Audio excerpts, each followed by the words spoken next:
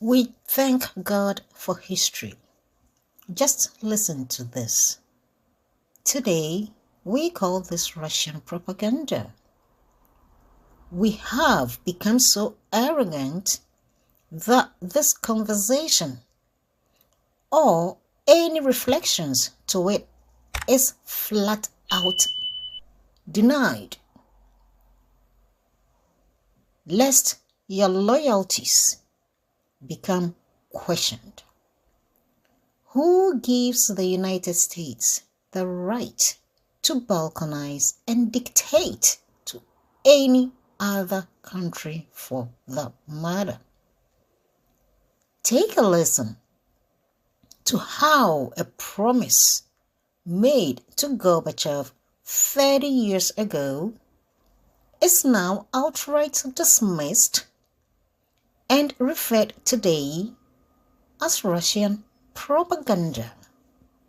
Those countries that we just saw are included in NATO. There'll be an open, it'll be a vacuum in which both Russia and Germany and others will want to have influence. I really don't see that would be more likely to happen if they are not members of NATO than if they are members of NATO. We don't feel that it's necessary to have Austria or Switzerland or Sweden in NATO. They don't feel the necessity. That doesn't make the Russians or others the arbiters of their political decisions. I think that if Poland and the Czech Republic and Slovakia and Hungary, all of them can develop stronger economies and a sense of national strength, that's going to be a sizable deterrent to, you might say, to Russia competing there.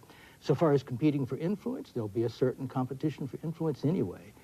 There is one other factor here that we seem to be forgetting, and we did, though it was not a legally binding assurance, we gave categorical assurances to Gorbachev back when the Soviet Union existed, that if a united Germany was able to stay in NATO, NATO would not be moved eastward.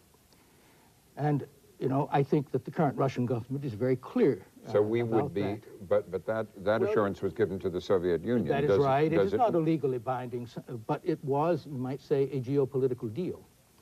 And if we simply ignore it, then certainly if I were a Russian, it would be hard for me to interpret this, even though it may not be intended that way, and it is not, as anything less than an attempt to shut Russia off from Eastern Europe. And that was a line that Yeltsin throwing their weight again. And is your point, Ambassador Matlock, that to do this might provoke those historic temptations and inflame the nationalist feelings in Russia, which Yeltsin could not ignore? This is the problem. It's not that you refrain from doing something because it will offend Russia.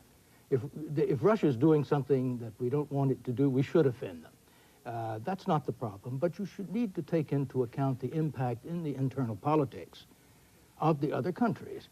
And it will definitely, as things stand now, leave the impression in Russia that the West is cutting them off and moving the line closer to their border. Now, over time, we might be able to persuade them differently. During German reunification, we brought about nearly a 180-degree turn on several issues through diplomacy and through some changes in our own position.